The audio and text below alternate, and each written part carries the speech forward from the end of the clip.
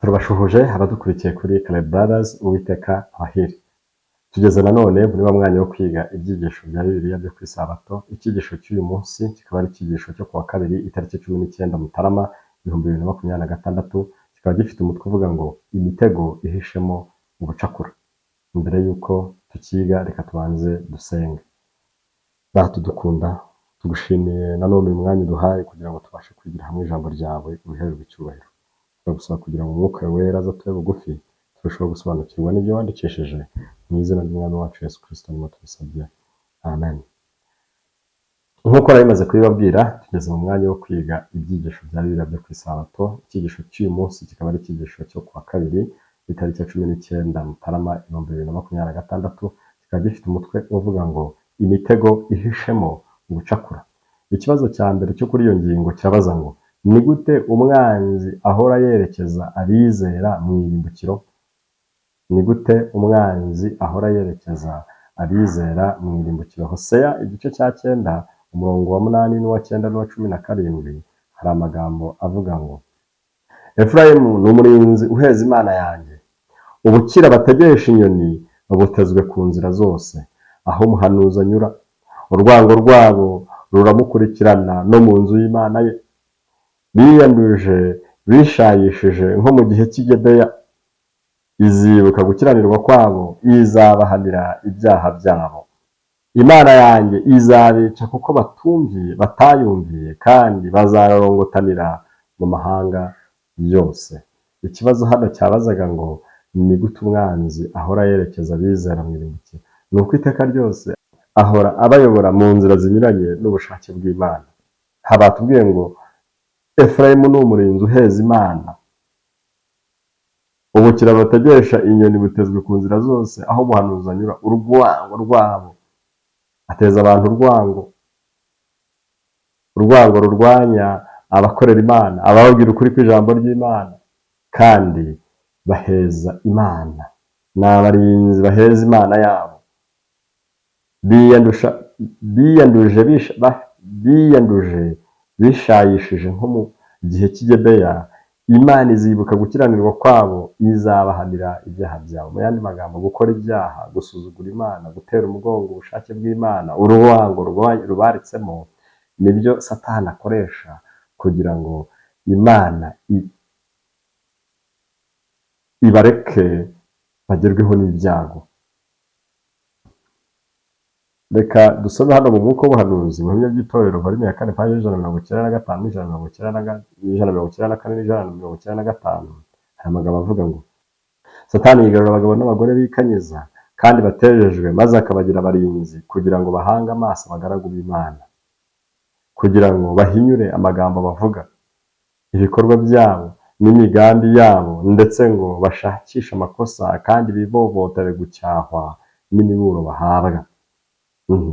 Hari abantu mu itorero baba bari gukora ibyaha, noneho bagashaka kugira ngo imiburo bahabwa none bayihindukize bayisubize ko basubire ku bayibahaye, nabo babashinja ibyaha, kandi ibyo byaha baba babishakisha umunsi ku wundi, baba babagenza kugira ngo babone ibyo babarega.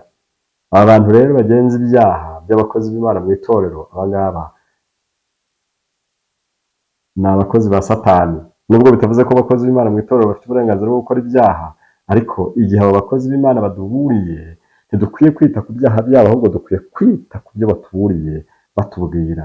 Harakomeza ngo Satani abakoreramo maze agateza urwikekwe n'ishyari, kandi ashaka uko acogoza ubutwari bw'abakozi bakiranuka, kugira ngo anezeze abatejejwe, kandi ngo ahindure ubusa imirimo y'abagaragu b'Imana.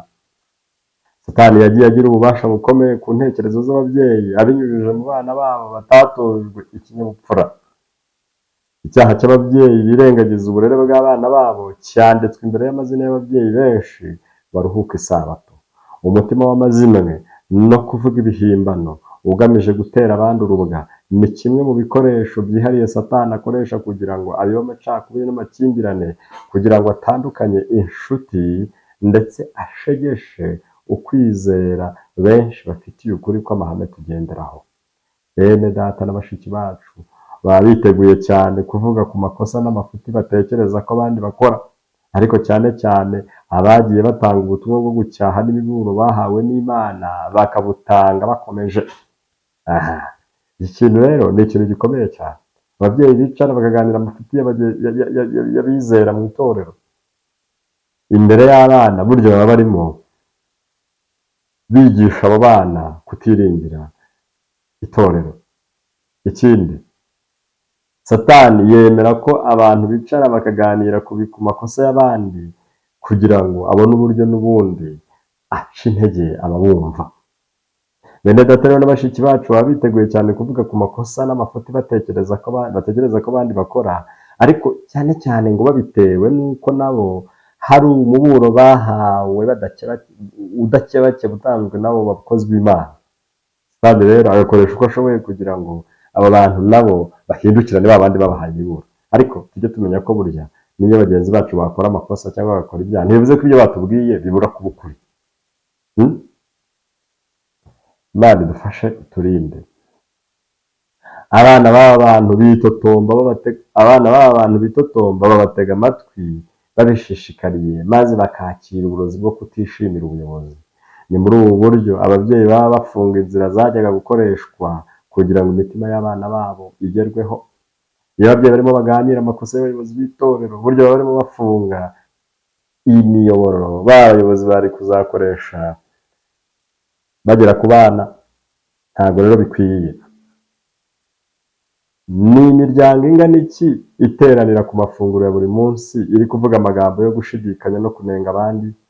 Ababyeyi babaga imico y'inshuti zabo, nuko bakayigabura nk'ifunguro riherekeza andi. Mu yandi magambo, hano ikintu bari kutubuza ni uko ababyeyi badakwiye kwicara ngo baganire ibibazo byo mu itorero mu maso y'abana. Ababyeyi ntabwo bakwiye kwicara ngo baganire imico ya bagenzi babo bari kumwe n'abana, cyangwa bagaye ubuyobozi bw'itorero bari kumwe n'abana. Ibyo ntabwo bikwiye. Nta n'ubwo abantu bakwiye kujya bicara baganira imico y'abandi. Ibyo ntabwo ari byo. Imana idufashe kugira ngo uyu muco tuwirinde. Kandi koko uyu muco wazanye amacakubiri menshi, uzana amakimbirane mu itorero, kubera yuko abantu bararuganye. Ababyeyi bigishije abana ububi bw'abayobozi mu itorero, bityo abayobozi ntibaba bagifite ijambo, bishiduka abana batakiringira itorero.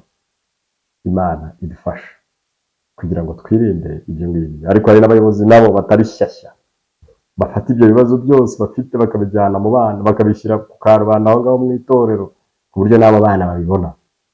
Ibyo nabyo ntabwo bikwiriye. Abantu bakwiye kumenya kujya bagira uburyo bwo gukemura ibibazo byabo batihaye rubanda cyangwa se batagushije aboroheje. Imana ibidufashemo. Ikibazo cya kabiri kiravuga ngo ni uwuhe muzi wabaye intandaro yo gucogora kw'Abisirayeli mu by'umwuka? Hoseya 10:1 ndetse no Gutegeka kwa 2:8-11-14. Noneho Hoseya 10:1 haravuga ngo Isirayeli ni uruzabibu rurumbuka rwera imbuto zarwo. Imbuto ze nyinshi zamuteye kugwiza ibicaniro.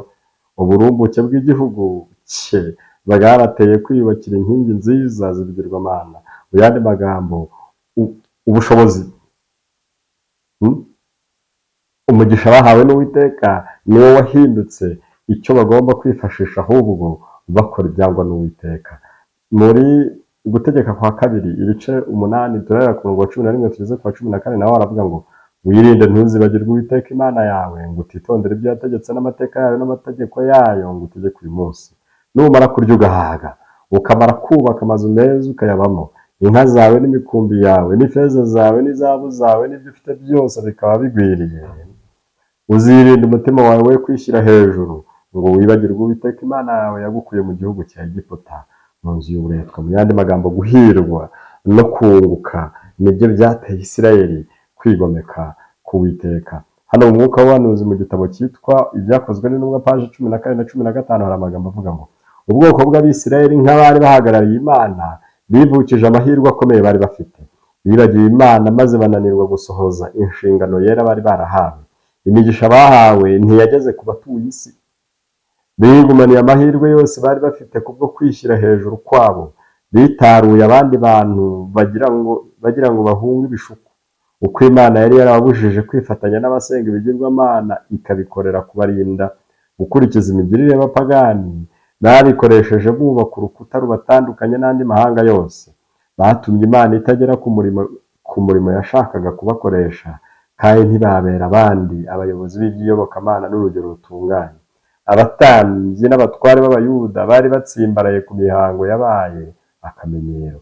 Bari banyuzwe no kuba mu idini ikurikiza amategeko, kandi ntibyabashobokeraga ko bashyira abandi ukuri kuzima mvajuru. Mu yandi magambo, Imana yarabahaye imaze kubaha, ahubwo bituma barushaho kwikunda ibyo ibahaye bakabyikoreshereza mu nyungu zabo, ndetse birangira batanagiye no kubwiriza abandi ubutumwa bwiza. Imana idufashe. Icyigisho turi kwiga kiravuga ngo imitego ihishemo ubucakura. Mu yandi magambo, hari igihe tuba turi gukora ibintu tutazi ko bifite ingaruka mbi. Twabonye urugero rw'ababyeyi bicara bakaganira imico mibi y'abayobozi mu itorero cyangwa y'abagenzi babo imbere y'abana, cyangwa abantu bicara bakaganira imico y'abandi, kandi abo baganira imico y'abandi baba babanje kuyishakashaka ngo bashakashaka inenge ziri muri iyo mico, kandi akenshi bayishakashaka bakagenda banayivuga kugira ngo bagaragaze ububi bw'abandi, base nk'abatesha agaciro imiburo b'abandi babahaye. Muri make biba bimeze nko kwihimura. Aha rero ni ubucakura. Mu yandi magambo bivuze nk'umuntu ushaka kugaragaza ko ba runaka badakwiye, ariko kandi nubwo ni uburyo we washakaga kugira ngo ugaragaze ko ibyo bakuvuzeho atari byo cyangwa se bidakwiye, kuko nabo n'ubundi ariko bateye. Ni ubucakura rero. Ikindi hano, kugira amahirwe yo kugira ubutunzi warangiza ukabukoresha uhangana n'Imana, nacyo ni icyaha gikomeye. Ni nacyo cyaha Abisirayeli baguyemo. Barabufashe bwa butunzi, aho kugira ngo babukoreshe bajya kubwiriza ubutumwa bwiza, ahubwo babukoresha mu nyungu zabo bwite, bikungahaza, bagundira. Imana ijye idufasha kugira ngo igihe tubonye ubutunzi tujye twibuka ko Imana ibuduhaye kugira ngo tubashe kubwiriza ubutumwa abatuzengurutse. Icyigisho cyacu rero cy'uyu munsi tukigeze ku musozo. Imana idufashe kugira ngo tumenye kuzirikana ibyo yandikishije, bityo tubashe kwitegurira kuzasanganira umwana wayo igihe azaba agarutse ku bicu. Ibyo ni byo nsaba ngo Imana ibiduhere hamwe mu izina ry'umwami wacu Yesu, amen. Reka rero dusoze icyigisho cyacu cy'uyu munsi dusenga. Data mwiza, tugushimiye amahirwe uduhaye, turakwingiza kugira ngo ukomeze kutwibutsa ndetse no gukomeza gutuma imitima yacu izirikana ibyo wandikishije, ndetse tubigenderemo, bityo tuzabashe guhagarara tudatsinzwe ku munsi w'urubanza. Ibyo ni byo dusabira abadukurikiye, natwe tutisize, mu biduhere hamwe mu izina ry'umwami wacu Yesu, amen.